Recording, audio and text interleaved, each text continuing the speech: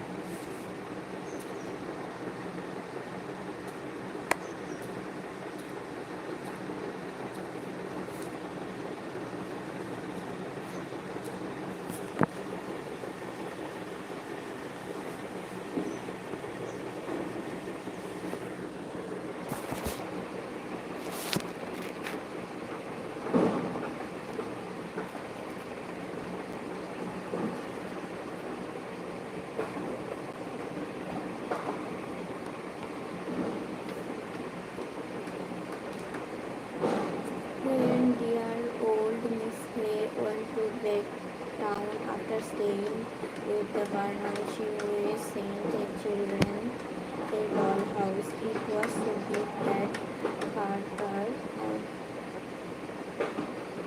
and Plot carried, had carried into the country yard. There it stayed propped up on wooden boxes beside the bedroom door.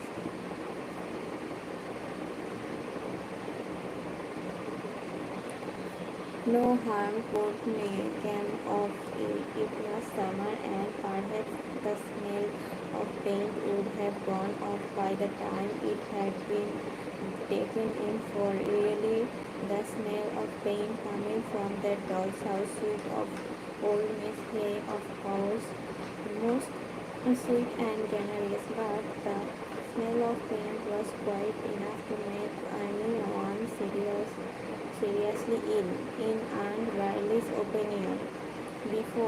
Even before the sacking was taken off, and when it when it seriously when it was there stood the doll's house, a dark oily spinach picked out with bright yellow.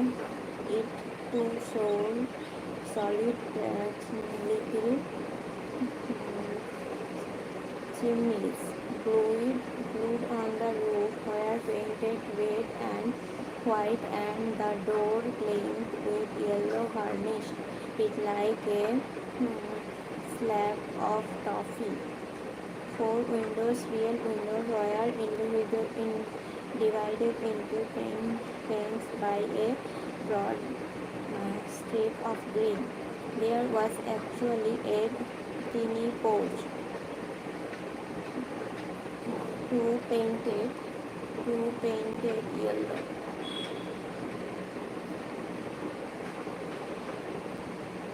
old big lump of con- con- congelated paint hanging along the edge. But perfect little house. Who could possibly mind the smell? It was part of joy, part of the newness. Open it quickly, someone. The hook at the side was stuck fast. Pat tried it to open his penknife, and the whole house in front of swung back. And there were, gazing at one end, some moment into the drawing room and dining room. The kitchen and two bedroom, that is the way for a house to open. Why don't all houses open like that? How much more exciting than peering through the slit of door into a mean little hall with a hot sign and two umbrellas. That is not it what you long to know about a house when you put your hand on the knocker. Perhaps it is the way God opens houses at dead of night when He is taking a quiet turn with an angel. Oh ho! The Bernal children sounded as though they were in despair. It was too marvelous. It was too much for them. They had never seen anything like it in their life. All the rooms were prepared. There were pictures on the walls, painted on the paper with gold frame complete. Red carpet covered all the floors except the kitchen. Red polished chair in the drawing room. Green in the dining room tables. Beds in the real bedclothes. A cradle, a stove, a dresser with thinly plated and one big jug. But what Keiza liked more than anything, what she liked faithfully, was the lamp. It stood in the middle of the dining room table, an exquisite little amber lamp with a white glow. It was even filled all ready for lighting through. Of course, you could not light it, but there was something inside that looked like oil, and the moved when they soaked it.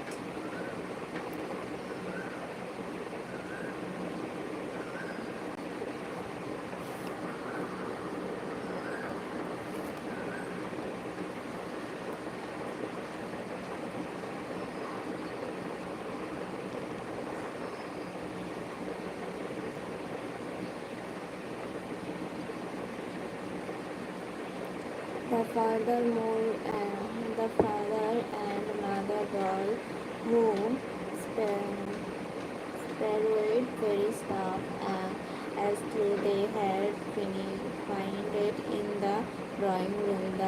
And their two little children asleep upstairs were really too big for the doll's house. They could not look at who they belonged, but the land was too perfect. It seemed to smile to Kaizia, to say, I lived there, here. The lamp was real, but the Barnum children could hardly walk to the school fast enough. The next morning, they burned to tell everybody to describe to burst about their doll's house before the school bell rang. I am to tell, said Isabel, because I am the eldest and you two can join in me after. I tell fast. There was nothing to answer. Isabel was being bossy but she was always right, and Lottie and Kazia knew too. The power that when the wind lifts the brushes in through the sleek butter buttercups at the road edge and said nothing, and I am chosen host to come and see it first. Mother said I might, for it had been arranged that while the doll's house to the country yard they might ask the girl school to at the time to come and look, not to stay at tea, of course, or to come stepping through the house, but just to stand quietly in the country yard while Isabel pointed out the beauties, and Lottie and Kaiser looked pissed, but hurry as they might by the time they had reached the tired feeling of the boys' playground to they had begun the journey.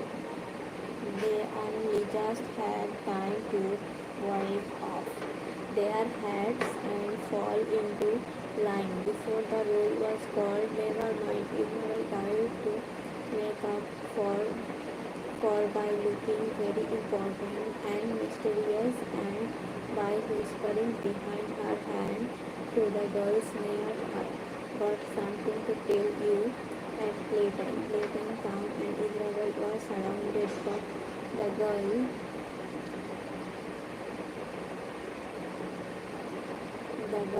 of her class nearly fight to put their arm around her, to walk away with her, to become flattering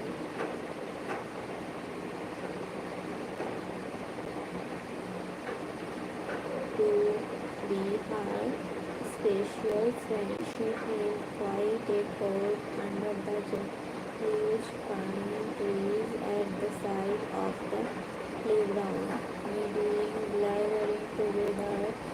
The title girls passed up close, and the only two who stayed outside the ring were the two who were always outsiders, the little boys. They knew better than to come anywhere near the Barnett, for the fact was the Barnett children went to was not at all kind of place. Their parents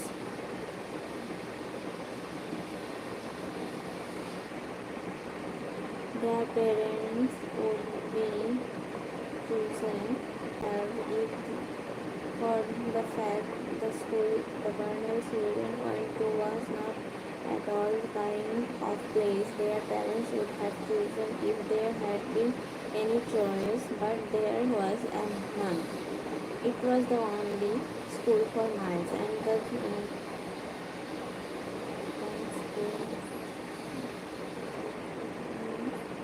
was at the children in the neighborhood, the judge, Ellie the doctor's daughter, and the storekeeper's children, and milksman children forced to mix together, not to speak of there being an equal number of rough little boys were well, but the line had to be drawn somewhere. It was drawn at Kelvais. Many of the children, including the Barnells, were not allowed even to speak to them. They walked past the Kelvais with their hands in the air, and as they sat on facts, not at all matters of behavior, and Kelvais were sound by everybody, even the teacher, and special voice from them, and the special smile for other children when Lily Kelvais came up to her desk and with a bunch of dreadfully common-looking flowers. They were the daughters of a spirit and were called little wiser men who went about from house to house by the day. This was awful enough, but where was Mr. Kelvin? Nobody knew the check certain, but everybody said he was a person. So they were the daughters of a washerwoman, a good, very nice company for others, cheap people's children, and they lived it while Miss Kelvin made them so conspicuous was hard to understand. The truth was clearly were dressed in beds given to her by the people of whom she walked.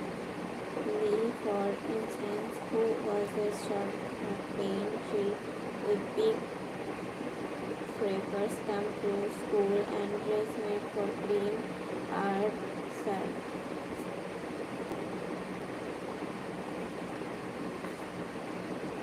Tablecloth of marbles with red cloth swells from the broken circle. How property of Miss Lee, was postmistress. It was turned up at the back and in was a large scarlet white. What a little guy she looked it. It was impossible not to laugh, and her little sister, our age, wore a long white dress rather like a nightgown and a pair of little boy's boots, but whatever our age or she might have looked strange, she was a tiny wise bone of a chick with cropped hair and enormous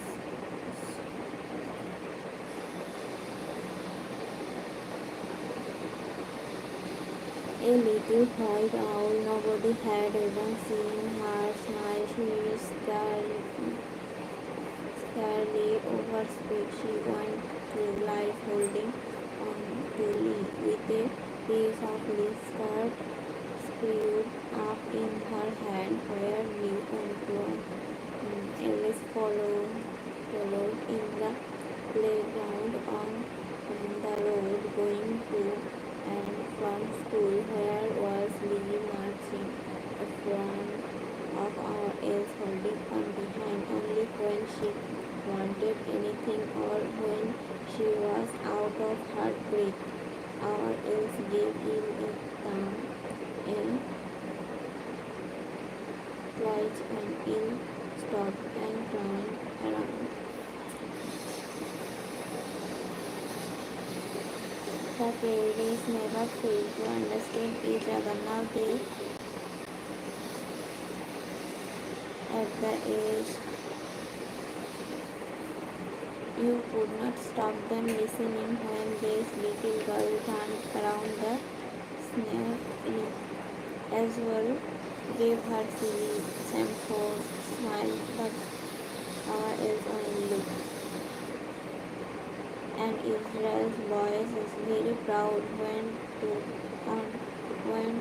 telling the carpet made a great sanction, but so did the beds with real black clothes and the stove with a oven.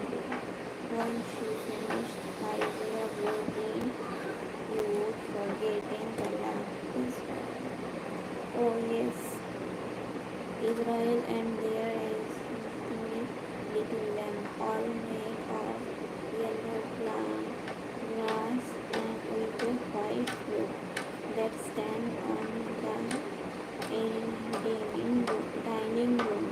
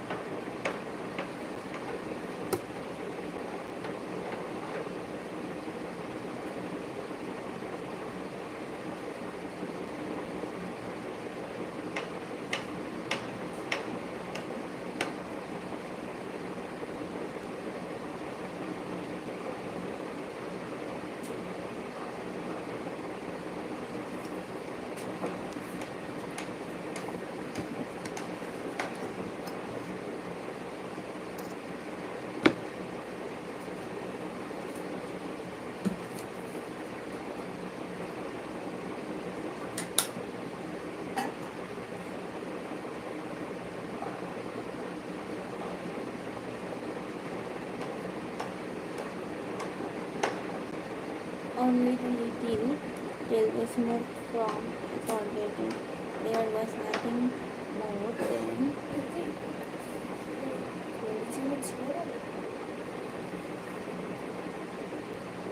more for them to hear. Days passed, and as more children saw the doll's house, the frame in of it faded. It became the one subject on the day. The one question was, have you seen Lawrence doll's house? Or if not, equally, have you seen it? Oh, I see.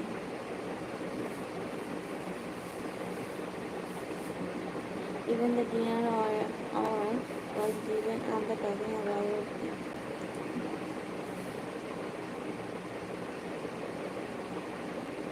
The little girl sat under the pink, eating their thick bun sandwich and big slab of tonic cake spread with butter, while always as near as they could get sat the Kelvis or else holding on to Lee, listening to, while they chewed their jam sandwich out of a newspaper soaked with large red glue. Mother, said Kazia, I can't.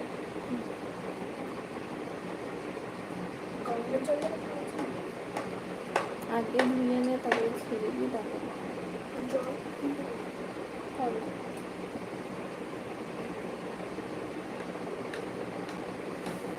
even the dinner hour give mother Kazia,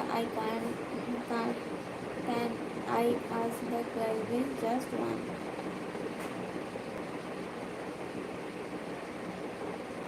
Mother said Kazia, can I ask the Kelvis just one? Certainly not, Kazia, but why not? Run away, Kazia, you know quite well why not. At least everybody had seen it except them. On that day, the subject rather flagged.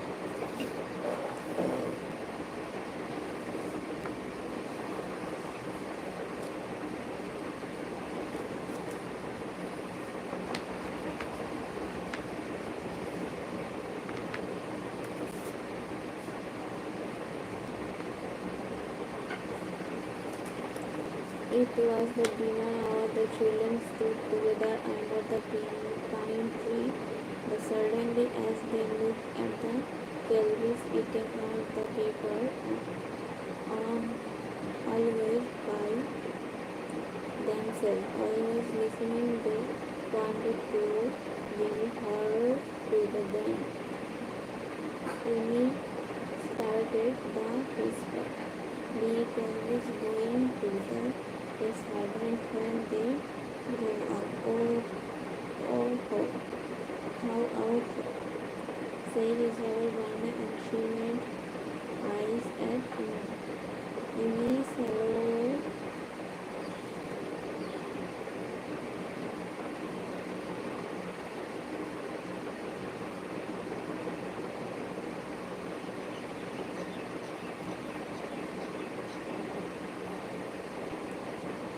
In a very meaning way, and needed to Isabel as she had seen her mother do on this occasion. It's true, said then Lana little eyes now. Shall I ask her? She whispered. But you can't. You don't, said Jessie. Go. I'm not fighting.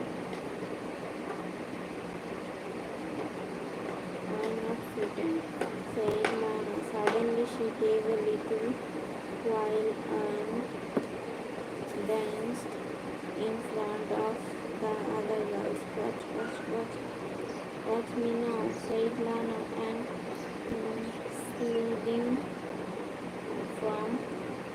sliding dragging One foot driving behind her and Lana went over the railway. Steaming out her dinner, she worked the rest while our all slept chewing. What is coming? What was coming? No. It's too